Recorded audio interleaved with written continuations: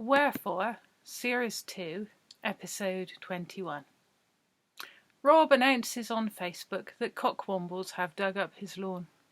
He has photographic evidence of the state of the lawn, not the cockwombles.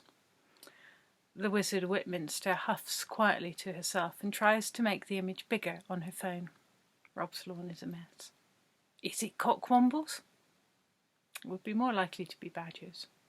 Could even be wild boar. It definitely isn't rhubarb activity. There hasn't been a cockwomble sighting around here in a long time. Whitminster has always fancied testing herself against cockwombles, but not, she realises, today. Right now she is tired and has other work to do that she does not especially want to have to tackle. The last recorded cockwomble migration came through in 1922, and the wizard Winston died after a prolonged and intensive battle with the horde. How easily people forget. How casually they speak of such things. It annoys Whitminster in much the same way that it annoys her when people speak of computer gremlins or being pixie-led. If they knew, if they had ever seen, perhaps they would not treat such threats so lightly. She looks at the photos again. There really hasn't been that much damage. Probably badgers. Possibly some wandering Ice Age creature whose names and habits she does not know. Were there Ice Age cockwombles? She has no idea. If so, they were probably larger and more vicious than the current versions, which is a grim thought. Giant, saber-toothed cockwombles emerging from the ghostly ice sheet would about round off the first half of 2020, she reckons. Whitminster goes to her loft and takes it all out on her punch bag for half an hour. She is very tired of everything. She is especially tired of being cross, and she is so very, very cross right now. She is cross with the virus, and the government, and bloody stupid people.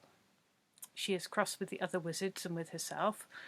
She is cross with the way in which the prehistoric ice has taken it upon itself to disgorge partially real megafauna into the streets of Stroud.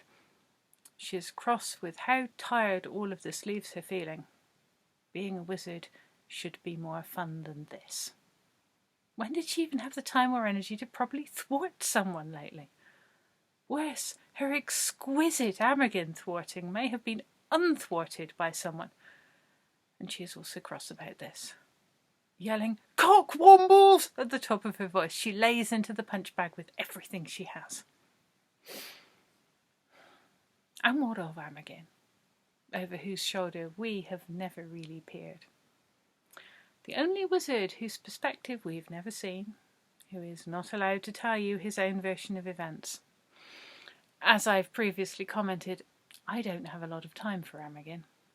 He's something of a narcissist, something toxic and manipulative and generally short on redeeming features. We're all flawed and messy and ridiculous in this story. That's very much the point. Amergin has always gone far beyond the bounds of forgivable human crapness. I dislike having to think about him, but his problematic influence is tangled through so many other lives. He will not easily be unpicked from the life of the town, but the other wizards, 5 of them now, have made admirable efforts to get rid of him. And this gives me hope. At this moment in the story, Amergin is still in his mirror, and his mirror is upstairs in a building currently named The Beacon, and frequented by the kinds of people Amergin likes to spend time with. In some ways it was a kindness to put him there, but I think the quiet wizard hoped that the location would be distracting for a while. At this present mirror in the beacon moment, Amergin does not know who trapped him. He suspects all of the other wizards. He does not know about Tim, or quite why Sabrina was in his house. Both Sabrina and Winklepicker have done a good job of protecting Tim in all of this, which he in turn has no idea about. To Amergin, the beacon seems like an opportunity.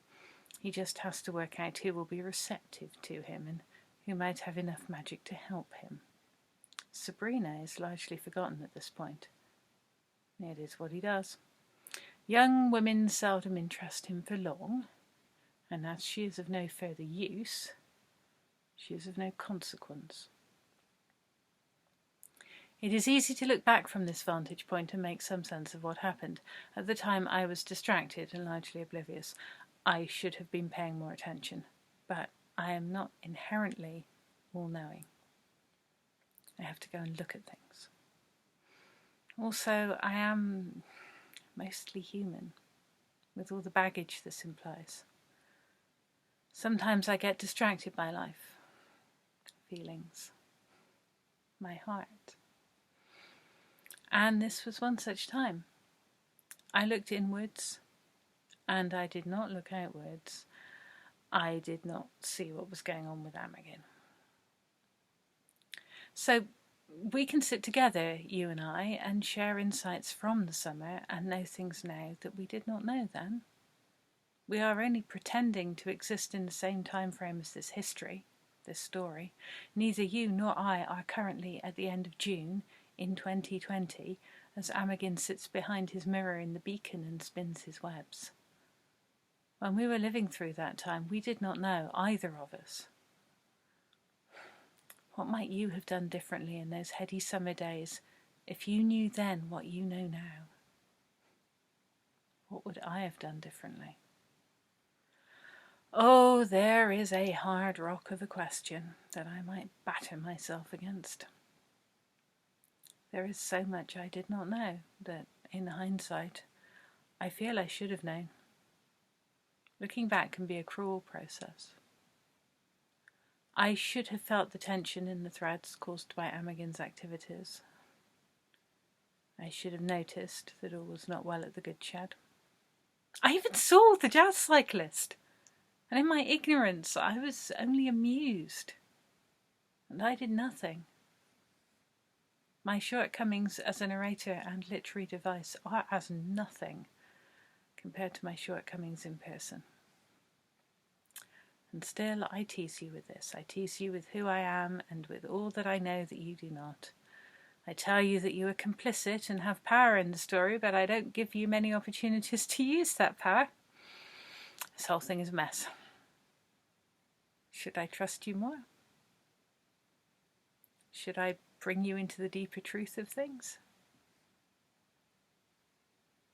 It is late June, and Amergin teases the threads like a fat spider. Not everyone knows that spiders eat old webs to recycle the material. Proper spiders eat their own webs in this way, but Amergin is not a proper spider. He is hungry, and the threads of the weave are some of the few sources of food available to him, and so he feeds on them. Where is the weaver in all of this, you should be asking? Where is the weaver when the threads of the weave are being eaten?